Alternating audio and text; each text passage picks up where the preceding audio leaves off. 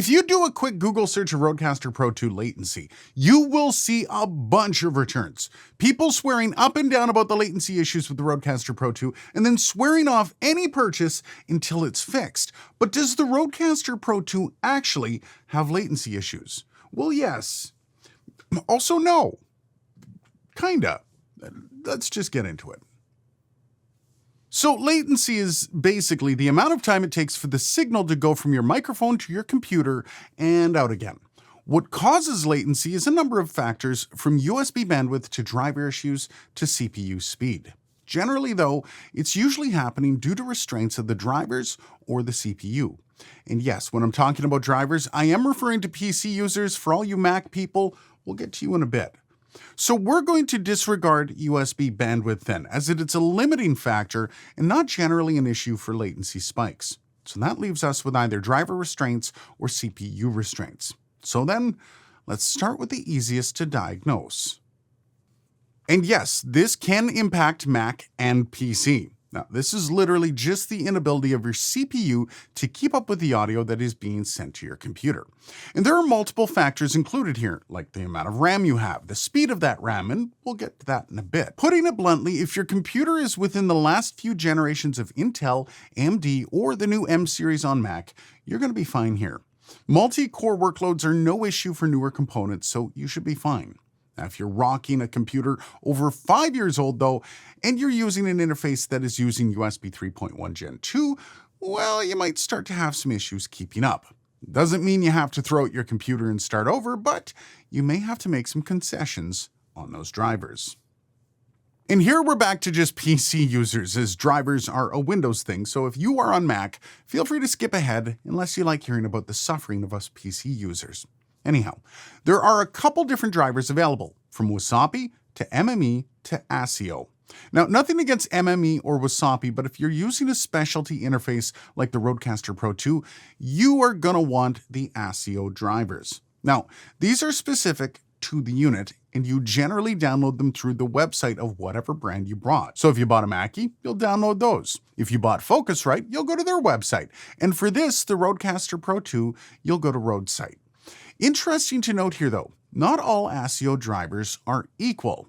They allow for multi-track recording and offer much more usability and customizability than the Windows-specific drivers. But because they're machine-specific drivers, they are designed and implemented by the company, not Microsoft, which means they can have issues with other drivers or just quirks with specific PC components. Now, this generally means that companies will update their drivers from time to time to eliminate bugs or issues with compatibility. But the drivers can also be updated to allow for better throughput of information, lessening the round-trip latency. And here is where the first issue with Rode comes up, and that is buffer size. Welcome back to all the Mac users, as this does apply to you. Now, buffer settings generally look like this. They start out at 16 and they double with each setting, so 16, 32, 64, etc. Now, what buffer size is basically the amount of samples that are held in buffer so your computer can pluck away at the binary and turn those zeros and ones back into actual audio. So that means the lower number on the buffer, the quicker it's going to be and the less latency you will have. Joy! But if you're a PC user, there seems to be a bit of a hitch here with the Rodecaster Pro 2. You see, when selecting buffer size, it would seem that I'm only able to choose 128 or 256.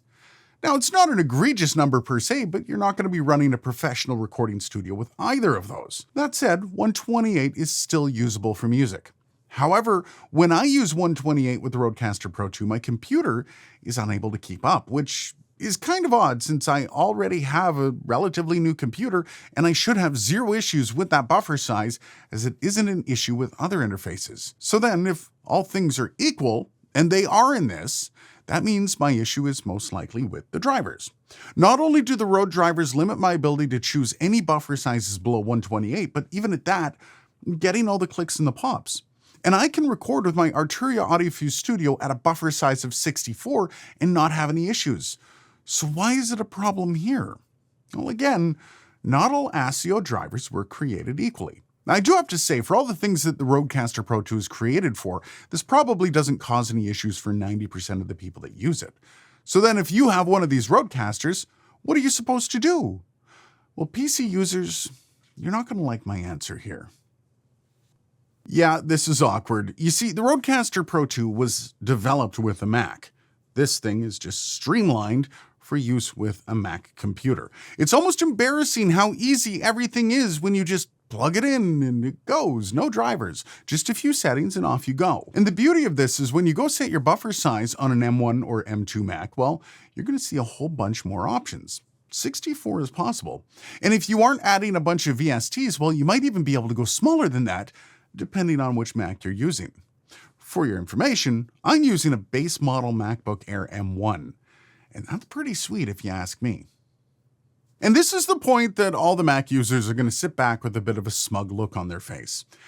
And yeah, they do kind of have a reason for that smugness. You see, the new integrations of the M series of processors that Macs use has allowed them to basically have huge gains on their processing. All the Macs now have SoCs, or systems on chip. This means zero latency between the CPU, the memory, and the storage, meaning there are minimal slowdowns in that regard. Now, when you compare that to a PC, which has all those things discussing your business over its own bus, as well as storage using PCI lanes, it isn't a massive difference in the grand scheme of things, but when you're looking at the lowest latency possible, all those little differences tend to add up. And when you take into consideration that the unit needs ASIO drivers to work, it can just become a bigger problem all around. If those drivers aren't optimized, well, you can end up with even more latency. But this might not be the end of the road if you are a PC user and you're looking to use a Rodecaster Pro 2. There is a possibility that the drivers get updated and better optimized. However, for the main purpose of the Rodecaster Pro 2 as a podcast interface, a slight bit of latency might even not be seen by Rode as being a big deal. I mean, your podcast about tacos isn't going to fail over a slight differential in what you're hearing while you record. But if you are looking at music production, this is where things can get tricky. That latency can be a massive issue for recording that solo or those vocals. So if that is the case, you might be looking at a different interface. Or if you're stuck with that Rodecaster Pro 2 and you're stubborn, well, maybe a Mac is in your future. Either way, remember, you should be purchasing the gear that best suits the content you want to make. And you need to make sure that your settings are set up in the best way possible to allow you to make the best quality product in the end. If you do that, you're going to be just fine. So then let me know, which gear are you rocking? Are you PC or are you Mac? Let me know down below. Cheers, and thanks for watching.